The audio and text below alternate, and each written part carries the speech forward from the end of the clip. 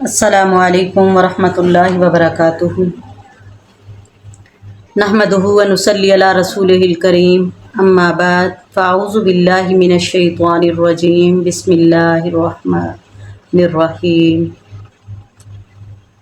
رب اشرح لی صدری ویسر لی امری واحلل عقدۃ من لسانی یفقہوا قولی واجعل لی وزیرا من اہلی رب زدنی علما رب زدنا علما رب زدنا علما رب یسر ولا تعسر وتمم بالخیر وبک نستعین۔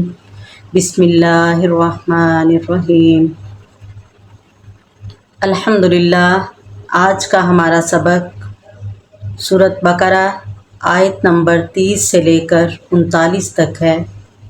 اللہ تعالیٰ سے دعا کریں کہ اللہ جو بھی ہم پڑھیں سنیں سیکھیں، اللہ تعالیٰ ہمیں اس پر عمل کرنے کی توفیق عطا فرمائے اور ہمارے لیے یہ پڑھنا سننا صدقہ جاریہ بنا دے۔ بسم اللہ الرحمن الرحیم۔ وَإِذْ قَالَ، اور جب کہا، ربک، تیرے رب نے، للملائکۃ، فرشتوں سے، انی، بے شک میں، جاعل، بنانے والا ہوں، فی الارض، زمین میں، خلیفتاً، خلیفہ یا اپنا جائے نشین۔ قالوا، تو فرشتوں نے کہا، اتجعل، کیا، تجعل تو بنائے گا، فیہا، اس زمین میں، من، جو، یفسد، فساد پھیلائے، فیہا، اس زمین میں، ویسفک، اور بہائے، دماء، خون، ونحن، اور ہم، نسبح، تسبیح کرتے ہیں، بحمدک، تیری حمد کی، ونقدس لک، اور ہم پاکی بیان کرتے ہیں تیری۔ قال، اللہ تعالیٰ نے فرمایا، انی، بے شک میں، اعلم، جانتا ہوں، ما، جو، لا، نہیں، تعلمون، تم جانتے۔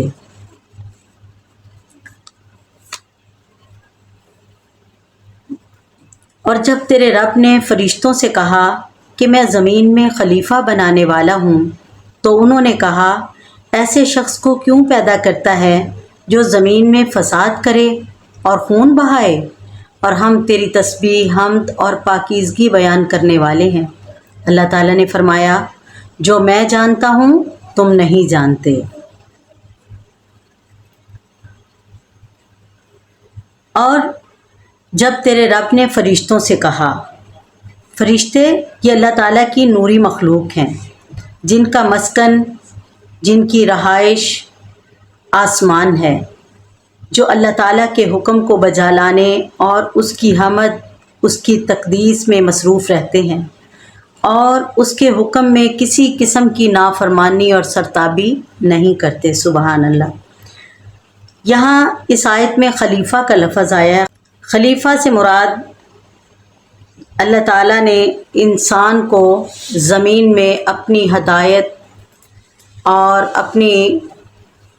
اپنا پیغام پہنچانے کا ایک ذریعہ بنایا۔ فرشتوں کا یہ کہنا حسد یا اعتراض کے طور پر نہیں تھا، بلکہ اس کی حقیقت اور حکمت معلوم کرنے کی غرض سے تھا کہ اے اللہ، اس مخلوق کو پیدا کرنے میں کیا حکمت ہے، جبکہ ان میں سے کچھ ایسے لوگ بھی ہوں گے جو فساد پھیلائیں گے اور خون ریزی کریں گے۔ اگر مقصد یہی ہے کہ تیری عبادت ہو تو اس کام کے لیے ہم موجود ہیں۔ اور اللہ تعالیٰ نے فرمایا کہ اس حقیقت کو تو میں ہی جانتا ہوں، تم جان نہیں سکتے۔ وَعَلَّمَ آدَمَ الْأَسْمَاءَ، اور سکھائے اللہ تعالیٰ نے آدم علیہ السلام کو اسماء، نام، کلہا، ان سب چیزوں کے، ثم عرضہم، پھر انہیں پیش کیا، علی الملائکۃ، فرشتوں کے سامنے، فقال، اور فرشتوں سے کہا اللہ تعالیٰ نے، انبئونی، بتاؤ مجھے، باسماء ہؤلاء، ان چیزوں کے نام، ان کنتم، اگر ہو تم، صادقین، سچے۔ یہ اللہ تعالیٰ نے کچھ چیزوں کے نام تھے جو حضرت آدم علیہ السلام کو سکھائے اور پھر وہ چیزیں فرشتوں کے سامنے بھی رکھیں اور ان سے پوچھا کہ کیا تم ان کے نام بتا سکتے ہو؟ تو وہ جواب میں کہنے لگے قالو، کہنے لگے سبحانکا، تو پاک ہے اللہ، لا علم لنا، نہیں علم ہمیں، الا مگر، ما وہی، علمتنا جو تو نے ہمیں سکھایا، انکا انت العلیم الحکیم، بے شک تو ہی ساری چیزوں کا علم رکھنے والا اور حکمت والا ہے۔ فرشتوں نے یہاں اقرار کیا کہ اللہ تعالیٰ جو کچھ ہمیں سکھائے وہی ہم جان سکتے ہیں، اللہ کے علم کے بغیر، اللہ تعالیٰ کے بتائے بغیر ہمیں کسی چیز کی حقیقت کا علم، کسی چیز کے نام کا علم، کسی چیز کے بارے میں ہم کچھ بھی نہیں جان سکتے۔ اور سارے علم کس کے پاس ہیں؟ اللہ تعالیٰ کے پاس، اور سارے کام کی حکمت بھی وہی جانتا ہے، جو بھی فیصلہ کرتا ہے وہ بہتر فیصلہ کرنے والا ہے۔ قالا، تو پھر اللہ تعالیٰ نے جب دیکھا کہ فرشتے کوئی جواب نہیں دے سکے تو اللہ تعالیٰ نے فرمایا یا آدم، اے آدم، انبئہم، بتاؤ انہیں باسمائہم، ان چیزوں کے نام، فلما، پھر جب انباہم، بتا دیے ان فرشتوں کو، باسمائہم، ان چیزوں کے نام، قالا، تو اللہ تعالیٰ نے فرشتوں کو مخاطب کر کے کہا الم اقل لکم، کیا نہیں میں نے کہا تھا تمہیں، انی عالم، بے شک میں جانتا ہوں، غیبا، چھپی باتیں، آسمانوں کی اور زمین کی ساری حقیقتیں میں جانتا ہوں، وعالم، اور میں جانتا ہوں، ما تبدون، جو کچھ تم ظاہر کرتے ہو، وما کنتم، اور جو کچھ تم تکتمون، چھپاتے ہو۔ یہ اللہ تعالیٰ نے آدم کو علمی فضیلت عطا فرمائی، یعنی آدم علیہ السلام کو مرتبہ عطا کرنے کے لیے اور اعلیٰ کرنے کے لیے کہ یہ انسان، اللہ تعالیٰ نے اسے اشرف المخلوقات بنایا، علم کی وجہ سے، مقام کی وجہ سے، مرتبے کی وجہ سے، سبحان اللہ۔ اور یہ مرتبے کس نے عطا کیے ہیں؟ اللہ تعالیٰ نے فرمایا وَلَقَدْ كَرَّمْنَا بَنِي آدَمَ، ہم نے بنی آدم کو عزت عطا فرمائی، اور یہ سمجھتا ہے کہ سب کچھ میرے زور سے ملا ہے، جو بھی میں نے سیکھا ہے، جو میں نے پایا ہے، یہ میں نے اپنی محنت سے پایا ہے، اس میں کسی کا کمال نہیں بلکہ ھذا من فضل ربی، یہ جو کچھ بھی عطا ہوا ہے یہ میرے رب کے فضل سے عطا ہوا ہے۔ وہ نہ چاہے ساری کائنات مل کے تمہیں فائدہ پہنچانا چاہے، فائدہ نہیں پہنچا سکتی، اور اگر اللہ فائدہ دینا چاہے اور ساری کائنات مل کے تمہارا نقصان کرنا چاہے، کوئی تمہارا بال بھی بیکا نہیں کر سکتا۔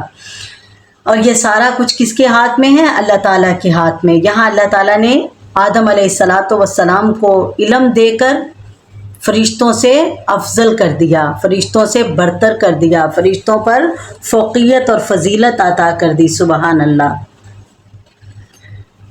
اللہ اکبر۔ اور پھر فرمایا وَإِذْ قُلْنَا، دوسری فضیلت انسان کو کیا ملی کہ اللہ تعالیٰ نے جب دیکھا کہ فرشتے جواب نہیں دے سکے اور آدم علیہ السلام سے اللہ تعالیٰ نے ان چیزوں کے سارے نام بلوا کر سنا دیے، تو پھر فرشتوں سے کہا کہ یہ میرا آدم ہے، وہ آدم جس کو میں نے اپنے ہاتھ سے بنایا ہے، اس کے سامنے سجدہ کرو۔ وَإِذْ قُلْنَا، اور جب ہم نے کہا، لِلْمَلَائِكَةِ، فرشتوں سے، اسجدوا، سجدہ کرو، لِآدَمَ، آدم علیہ السلام کو، فَسَجَدُوا، تو سب نے سجدہ کیا، إِلَّا، سوائے ابلیس کے، ابا، اس نے انکار کیا، وَاسْتَكْبَرَ، اور تکبر کیا، وَكَانَ مِنَ الْكَافِرِينَ، اور تھا وہ کافروں میں سے، یا ہو گیا وہ کافروں میں سے۔ اللہ اکبر۔ یہاں اللہ تعالیٰ نے جب فرشتوں کو سجدے کا حکم دیا تو سارے فرشتوں نے سجدہ کر دیا سوائے ابلیس کے۔ یہ ابلیس کون تھا؟ اس کی حقیقت کیا ہے؟ یہ ابلیس یہ جنوں میں سے تھا۔ اس زمین میں انسانوں سے پہلے جنات آباد تھے، اور انہیں بھی اللہ تعالیٰ نے ایسے ہی جیسے ہمیں دین کے احکامات دیے ہیں، انہیں بھی فتنہ فساد سے منع کیا، اور اللہ تعالیٰ نے اپنی توحید کی دعوت دی، لیکن وہ سرکش ہو گئے، اور ان میں ابلیس وہ جن تھا جس نے اللہ تعالیٰ کی اتنی عبادت کی کہ زمین کا کوئی حصہ ایسا نہیں تھا کہ جہاں اس نے سجدہ نہ کیا ہو۔ اللہ تعالیٰ کو اس کی عبادت اتنی پسند آئی کہ اللہ نے اسے فرشتوں میں شامل کر لیا، اور پھر فرشتوں میں اس نے اللہ تعالیٰ کے سامنے اتنی خضوع خشوع اور اتنی عاجزی کے ساتھ عبادت کی کہ اللہ تعالیٰ نے اسے فرشتوں کا سردار بنا دیا، اور اس کا نام عزازیل تھا، جیسے جبرائیل، میکائیل، اسرافیل، اسی طرح اس کا نام بھی عزازیل تھا، اور یہ فرشتوں کا سردار تھا۔ جب آدم کو بنانے کے لیے مٹی منگوائی گئی تو یہ ساتھ ہی تھا، جو مٹی لانے والا زمین کے چاروں کونوں سے، اور مٹی کو گوندنے والا، اور پھر اس کے جسم کو بنانے والا۔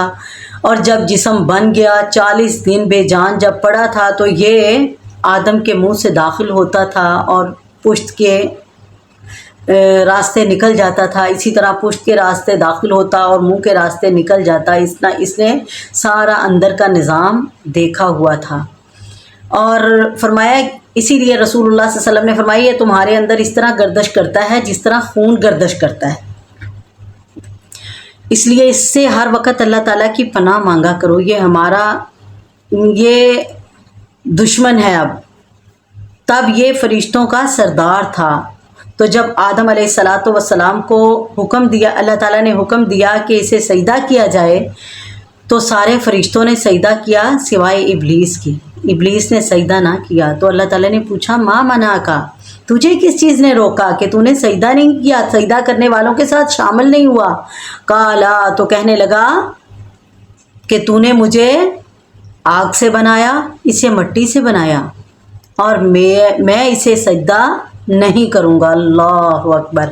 یہ ایک حسد اور تکبر آ گیا، اور اس تکبر نے عزازیل سے اسے ابلیس بنا دیا۔ ابلیس کا مطلب ہے انکار کرنے والا، سب سے زیادہ منکر۔ اللہ! ابا، اس نے انکار کیا، واستکبرا، اور تکبر کیا، کہتا میں اپنے سے نیچے کو کیوں سجدہ کروں؟ تو نے اسے مٹی سے بنایا، مجھے آگ سے بنایا، میں اس کے سامنے جھک نہیں سکتا۔ وَكَانَ مِنَ الْكَافِرِينَ، اور پھر شامل ہو گیا وہ کافروں میں، یعنی جنوں میں سے تھا وہ کافروں میں سے تھا، کافروں میں ہی چلا گیا۔ استغفر اللہ! اور یہ تکبر اور یہ حسد، یہ اتنی بری چیز ہے۔ رسول اللہ صلی اللہ علیہ وسلم نے فرمایا کہ حسد سے بچو، یہ گھروں کو تباہ کر دیتا ہے، تمہارے ایمان کو تباہ کر دیتا ہے، تمہارے اعمال کو تباہ کر دیتا ہے۔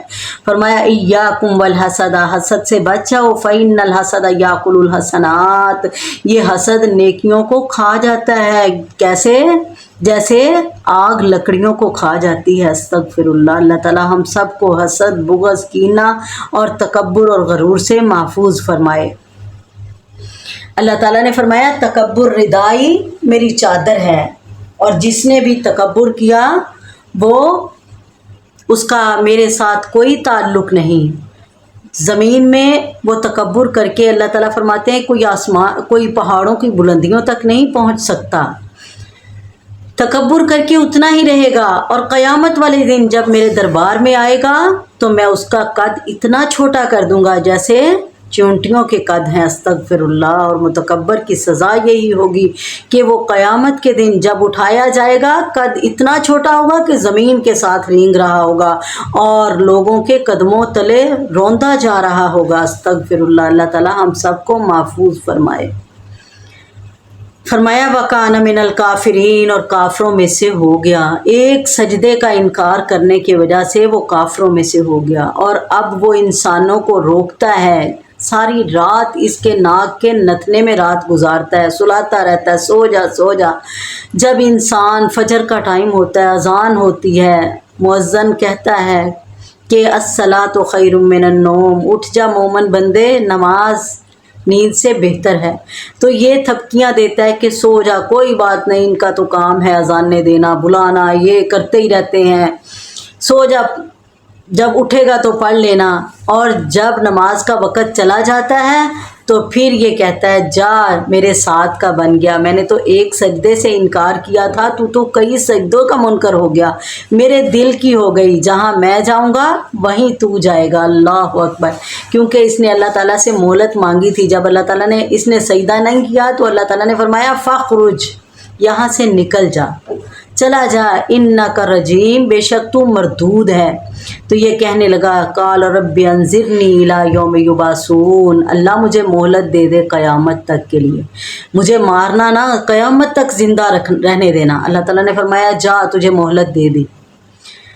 اللہ اکبر۔ جب اسے پتہ چل گیا کہ اللہ تعالیٰ تو اپنی بات سے انکار نہیں کرتے، جو بات اللہ تعالیٰ کہہ دیں وہ پوری ہوتی ہے، وہ پھر اللہ تعالیٰ کی باتیں بدلہ نہیں کرتی، تو اسے اس بات کا یقین تھا۔ کہنے لگا اچھا ٹھیک ہے، مجھے مہلت مل گئی ہے، اب فَبِمَا أَغْوَيْتَنِي، جس کی وجہ سے تو نے مجھے اپنے دربار سے نکالا، لَأُغْوِيَنَّ لَهُمْ، اللہ اکبر، میں بھی ان کو گمراہ کرتا رہوں گا، میں ان کو بہکاتا رہوں گا، میں ان کے تیرے سیدھے راستے میں ان کے آگے آ کے بیٹھ جاؤں گا، دائیں سے آؤں گا، بائیں سے آؤں گا، آگے سے آؤں گا، پیچھے سے آؤں گا، اور ان سب کو گمراہ کرتا رہوں گا۔ استغفر اللہ،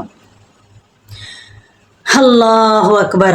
تو یہ اپنا وہی جو اس نے تہیہ کیا تھا، جو اس نے اللہ تعالیٰ کے سامنے بات کی تھی، اسی بات پر پکا ہے اور انسانوں کا دشمن بن گیا۔ اللہ تعالیٰ نے فرما دیا کہ لوگوں یہ تمہارا دشمن ہے، اس کے پیچھے نہ لگنا، اور یہ کھلم کھلا دشمن ہے، اس سے بچ جانا، کہیں یہ تم سے تمہاری جنت نہ چھین لے، کہیں تم سے تمہارے رب کی رحمت کو نہ چھین لے، کہیں تمہیں اللہ کے عذاب کا مستحق نہ بنا دے۔ اللہ تعالیٰ نے آگاہ کرنے کے لیے 1,24,000 کم و بیش پیغمبر بھیجے، کتابیں اتاری، صرف اس ابلیس سے بچنے کے لیے، اس کے وسوسوں سے بچنے کے لیے، لیکن انسان ہے کہ اس کو اپنا دوست بنائے بیٹھا ہے۔ آج بھی انسان کا دوست کون ہے؟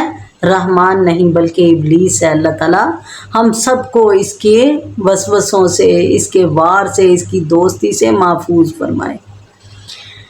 اللہ اکبر۔ اللہ تعالیٰ نے انسان کو فرشتوں پر فضیلت دی۔ پہلے کیا فضیلت تھی؟ علم کی فضیلت، اور دوسری فضیلت رتبہ کیا دیا کہ اللہ تعالیٰ نے نوری مخلوق فرشتوں سے اللہ نے آدم کو سجدہ کروایا، اور تیسری فضیلت اللہ تعالیٰ نے جو آدم کو عطا کی وہ کیا تھا کہ جنت کو اللہ تعالیٰ نے اس کا مسکن بنا دیا۔ وَقُلْنَا يَا آدَمُ اسْكُنْ أَنْتَ وَزَوْجُكَ الْجَنَّةَ، اور ہم نے کہا اے آدم رہو تم اور تمہاری بیوی جنتا، جنت میں، وَكُلَا، اور دونوں کھاؤ، مِنْهَا، وہاں سے، رَغَدًا، کھلم کھلا، بافراغت، حیثو، جہاں سے، شئتما، تم دونوں چاہو، یعنی ساری جنت اور جنت کے پھل، جنت کے باغ سب تمہاری ملکیت ہیں۔ وَلَا تَقْرَبَا، اور نہ تم دونوں قریب جانا، هَذِهِ الشَّجَرَةَ، اس درخت کے، یعنی ایک درخت اللہ تعالیٰ نے حد مقرر کر دی کہ سارے درخت، ساری نعمتیں، سارے پھل، سارے مکان تمہارے، لیکن یہ ایک درخت کے قریب نہ جانا، فَتَكُونَا، ورنہ تم دونوں ہو جاؤ گے، مِنَ الظَّالِمِينَ، ظالموں میں سے۔ یعنی ایک آزمائش تھی اللہ تعالیٰ کی۔ اللہ تعالیٰ ہم سب کو آزمائش سے محفوظ فرمائے۔ فَأَزَلَّهُمَا، پس بہکا دیا ان دونوں کو، شیطان نے، انہا، اس بات سے، یعنی کیا بات؟ جو اللہ تعالیٰ نے اس درخت کے قریب نہ جانے کی تھی، یعنی یہ درخت ہے اس کے قریب نہ جانا۔ تو شیطان حضرت آدم علیہ السلام کے پاس آ کے کہنے لگا کہ هل ادلک علی شجرۃ من الخلد، کیا میں تمہیں بتاؤں کہ ایسا درخت جو ہمیشہ کی زندگی عطا کرنے والا ہو، وملک لا یبلا، یا ایسی بادشاہت عطا کر دے جو کبھی فنا نہیں ہوگی، تو وہ یہی درخت ہے، اگر کھا لو گے تو جنت سے کبھی نکالے نہیں جاؤ گے۔ لیکن اس کے الٹ ہوا، یہ دشمن تھا، اس نے اپنی دشمنی کر کے دکھا دی۔ فَأَخْرَجَهُمَا، اور نکلوا دیا ان دونوں کو یہ وسوسہ ڈال کے، مما، اس جگہ سے، کان فیہ، جہاں وہ دونوں تھے، یعنی جنت سے نکلوا دیا۔ वकुलना, और फिर हमने कहा, इहबितू, उतर जाओ, बाज़ुकुम, तुम सब एक दूसरे के लिए, बाज़ुकुम लिबाजिन, बाज तुम्हारा बाज के लिए, यानी तुम सब एक दूसरे के लिए अदुव्वुन, दुश्मन हो, यानी तुम्हारी वजह से ये अज़ाज़ील से इब्लीस बना, और अब तुम्हें बदले में रहमान के बंदों से अपने बंदे बना लेगा।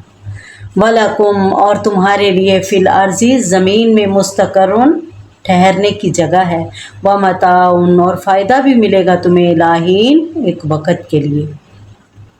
यानी अल्लाह ताला ने जन्नत से दोनों ग्रोहों को निकाल दिया, शैतान को भी और आदम अलैहिस्सलातु वस्सलाम और अम्मा हव्वा को भी।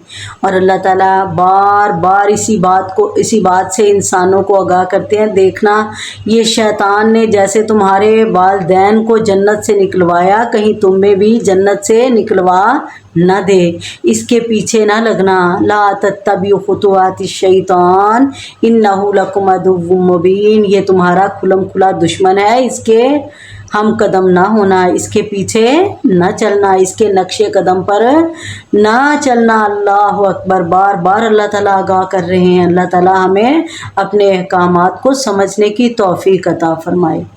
फ़तलक़्क़ा आदमु, पस सीखे आदम अलैहिस्सलातु वस्सलाम ने, मिन रब्बिही, अपने रब से, कलिमातिन, कुछ कलमे, फ़ताबा अलैहि, पस तौबा की फिर उनके ज़रिए, इन्नहु हुवत्तव्वाबुर रहीम, बेशक वो अल्लाह ताला ही तौबा कबूल करने वाला मेहरबान है। अल्लाह अकबर। वो कलमात कौन से थे? कुरान पाक में आगे हम पढ़ेंगे सूरत माइदा में, वो थे, रब्बना ज़लमना अनफुसना व इल्लम तग़फिर लना व तरहमना लनकूनन्ना मिनल खासिरीन। ए हमारे रब, हमने जुल्म कर लिया अपनी जान पर। रब्बना ज़लमना अनफुसना व इल्लम तग़फिर लना, अगर तूने हमें माफ़ ना किया, व तरहमना, और तूने हम पर रहम ना किया, तो हम ज़रूर लनकूनन्ना मिनल खासिरीन, हम नुकसान पाने वालों में से हो जाएंगे। अल्लाह अकबर। हज़रत आदम अलैहिस्सलातु वस्सलाम ने ये दुआ की, तो अल्लाह ताला ने इस दुआ के ज़रिए से उनकी तौबा कबूल फरमा ली।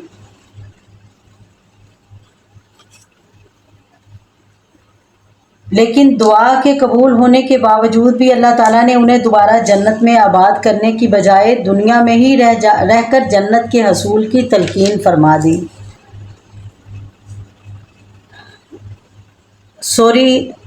सूरत आराफ के अंदर बयान किए गए हैं वो कलिमात जो अल्लाह ताला ने, जिनके ज़रिए से हज़रत आदम अलैहिस्सलातु वस्सलाम को माफ़ी अता की, यानी रब्बना ज़लमना अनफुसना व इल्लम तग़फिर लना व तरहमना लनकूनन्ना मिनल खासिरीन। और हमें भी जब हमसे कोई गलती, कोई कसूर, कोई जुर्म हो जाए, तो हमें भी इसी दुआ का सहारा लेना चाहिए, यही दुआ मांगनी चाहिए। अल्लाह ताला इंशाअल्लाह हमारे भी गुनाह माफ़ फरमा देंगे। इंसान ख़ताओं का पुतला है, ये निस्यान के मादा से बना है, तो गुनाह कर लेना कोई बड़ी बात नहीं, लेकिन गुनाह पर अड़ जाना बड़ी बात है। यानी ये मुश्किल है जो इंसान तौबा ना कर सके, जो अल्लाह ताला के सामने अपनी ख़ता, अपनी गलती का इतराफ़ ना कर सके, ये बुरा है। अल्लाह अकबर। गुनाह हो जाए, गलती हो जाए, अल्लाह ताला से माफ़ी मांग लो, अल्लाह ताला के सामने रुजू कर लो। इन्नहु हुवत्तव्वाबुर रहीम, बेशक वही तो तौबा कबूल करने वाला मेहरबान है। कुलना, अल्लाह ताला फरमाते हैं, हमने कहा, इहबितू मिन्हा, उतर जाओ यहाँ से, यानी इस जन्नत में से निकल जाओ, जमीयन, सारे के सारे।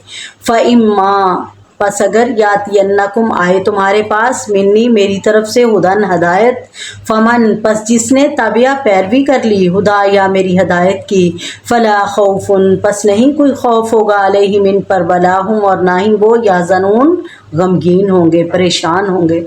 यानी अब तुम्हारे पास मेरी हदायत आएगी, और तुम्हारी हदायत से मुराद यानी ज़िंदगी गुजारने के अहकामात, तरीक़े, ज़ाब्ते, असूल तुम्हारे पास आएंगे। जो इसको कबूल करेगा वो जन्नत का मुस्तहिक हो जाएगा, और जो नहीं मानेगा फिर वो अज़ाब इलाही का सज़ावार होगा। और जिसने हदायत को मान लिया, سورۃ طٰہٰ کے اندر اللہ تعالیٰ فرماتے ہیں میری ہدایت آئے گی جس نے فمن تبع ہدایا، جس نے میری ہدایت کو مان لیا، فلا یضل ولا یشقی، وہ نہ دنیا میں گمراہ ہوگا اور نہ ہی آخرت میں بدبخت ہوگا، محروم ہوگا۔ سبحان اللہ۔ اللہ تعالیٰ ہم سب کو ہدایت کو اپنانے کی توفیق عطا فرمائے۔ لا خوف علیہم ولا هم یحزنون سے مراد یعنی نہ اسے دنیا سے جانے کا خوف ہوگا اور نہ ہی آگے آنے والی کسی مشکل کی پریشانی ہوگی، یعنی میرا قبر میں کیا بنے گا، میرا حشر میں کیا بنے گا، پتہ نہیں میں جنت میں جاؤں گا یا نہیں جاؤں گا۔ جب انسان ہدایت کو مان لیتا ہے، اللہ تعالیٰ کے احکامات کو مان لیتا ہے، پھر اس کے لیے کوئی خوف خطرہ نہیں ہوگا انشاءاللہ۔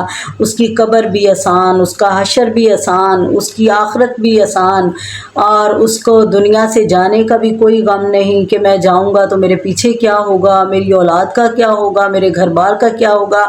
جو نیکی کرنے والا ہے، اللہ کے سامنے جھکنے والا ہے، اللہ تعالیٰ اس کی ساری ضرورتیں اپنے ذمے لے لیتا ہے انشاءاللہ۔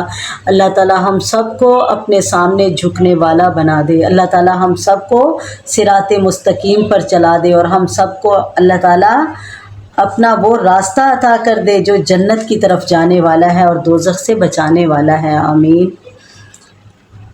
اگلی آیت پڑھتے ہیں۔ والذین، اور وہ لوگ کفروا جنہوں نے انکار کر دیا، وکذبوا اور جھٹلا دیا، بآیاتنا ہماری آیتوں کو، اولئک اصحاب النار یہی لوگ دوزخی ہیں، دوزخ والے ہیں، ہم فیہا خالدون وہ اس میں ہمیشہ ہمیش رہیں گے۔ استغفر اللہ یعنی جنہوں نے اللہ تعالیٰ کی ہدایت کو قبول نہیں کیا وہ کون ہیں؟ وہ بدبخت ہیں، وہ خسارے پانے والے لوگ ہیں، یا مانا تو عمل نہیں کیا۔ ایک ہے مانا ہی نہیں، اور دوسرا طبقہ ان لوگوں کا جنہوں نے مانا لیکن عمل نہیں کیا۔ فرمایا اولئک اصحاب النار یہ سارے لوگ کون ہیں؟ دوزخی ہیں۔ استغفر اللہ، اللہ اکبر۔ ہم فیہا خالدون وہ اس میں ہمیشہ رہیں گے۔ اللہ تعالیٰ ہم سب کو اپنی آگ، اپنی جہنم، اپنے عذاب، اپنے غصے سے محفوظ فرمائے، اور اللہ تعالیٰ ہمارے لیے اس قرآن کو ایک ضابطہ حیات جو ہمارے لیے بھیجا ہے، اللہ تعالیٰ ہمیں اس کو اپنا کر صحیح راستہ پانے کی توفیق عطا فرمائے۔ اللہ تعالیٰ ہم سے راضی ہو جائے۔ اللہ تعالیٰ سے یہی بار بار دعا کرنی چاہیے، چاہے قصور ہوں یا نہ ہوں، انجانے میں ہوں جانے میں ہوں، تو اللہ تعالیٰ سے مانگتے رہا کرو، ربنا ظلمنا انفسنا وان لم تغفر لنا وترحمنا لنکونن من الخاسرین۔ اللہ تعالیٰ ہم سب کو اپنی رحمت کی لپیٹ میں لے لے، اللہ تعالیٰ ہم سب کو اپنے غضب سے بچائے، آمین۔ وآخر الدعوانا الحمد للہ رب العالمین۔ سبحانک اللہم وبحمدک، اشہد ان لا الہ الا انت، استغفرک واتوب الیک۔ السلام علیکم ورحمۃ اللہ وبرکاتہ۔